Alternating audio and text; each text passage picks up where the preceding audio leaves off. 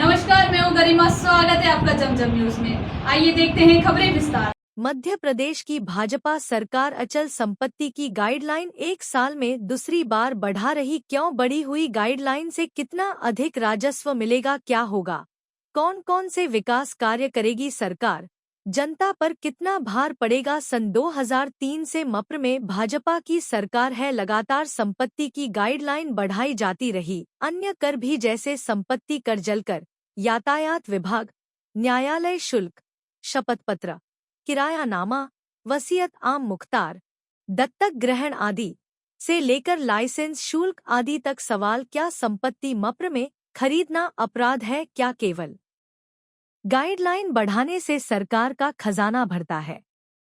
मप्र में कांग्रेस की कमलनाथ सरकार ने इस मिथक को तोड़ा। गाइडलाइन बढ़ाई नहीं, अपितु 20% कम कर दी थी। क्या हुआ? राजस्व घंटा नहीं, अपितु कोरोना समय बावजूद बढ़ा। यही नहीं, कांग्रेस सरकार ने पारिवारिक हक त्याग, बंटवारा, गिफ्ट डीड जैसे दस्तावेज पर स्टाम्प ड्यूटी कम की घटाई, पुराने मकानों पर छूट बढ़ाई, कृषि भूमि में गणना बिंदु में सुधार करके मूल्य कम किए, पारिवारिक दस्तावेज तथा अन्य दस्तावेज पर अंतर करके स्टाम्प ड्यूटी घटाई, महिलाओं के लिए क्रांतिकारी कदम उठाया। केवल 1,000 रुपए की स्टाम्प ड्यूटी 100 रुपए का पंजीयन शुल्क सहस्वामित्व के दस्तावेज पर होने लगा। कानून बनाया, पत्नी पुत्री को पति, पिता, माता अपने साथ चाहे जितने कीमत की संपत्ति में बराबर का हिस्सेदार बना सकते। लोगों ने फायदा उठाया। गाइडलाइन से अधिक मूल्य पर रजिस्ट्री करवाने पर तय स्टाम्प ड्यूटी से कम लगाने का विधान बनाया। प्रदेश में भाजपा की सरकार है। 2014 से देश में करों का बोझ आम जनता पर लादा जा रहा है। नियम है कि संपत्ति की गाइडलाइन साल में एक बार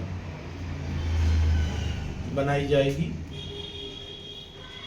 उसमें आपको जो भाव बढ़ाना है, जो तय करना है, उस समय बैठक में किया जा सकता है। परंतु बीच सत्र में कानून से विपरीत जाकर के मुख्यमंत्री के मौखिक निर्देश पर गाइडलाइन बनाई जा रही है। जिला मूल्यांकन समिति ने गाइडलाइन बनाई। आधार ये लिया कि कुछ पहली बैठक में ही 20% गाइडलाइन कम कर दी गई, जो बीजेपी की सरकार की गाइडलाइन थी। फलस्वरूप क्या हुआ कि कोरोना के समय जो विपरीत समय था, बावजूद इसके इंदौर ने लक्ष्य से 100 करोड़ अधिक राजस्व एकत्रित किया और दस्तावेज ज्यादा हुए। पुराने मकानों में 50% तक की छूट की, पारिवारिक बंटवारे में, विभाजन में 50 पैसे की स्टाम्प ड्यूटी कर दी, 2% की स्टाम्प ड्यूटी की छूट कर दी।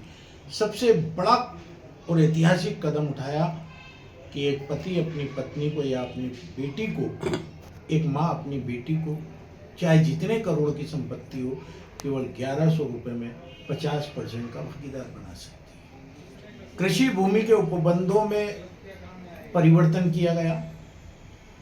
फलस्वरूप आयकर विभाग ने भी छूट देने में। नई लगातार खबरों के लिए बनी रहिए हमारे साथ। नमस्कार।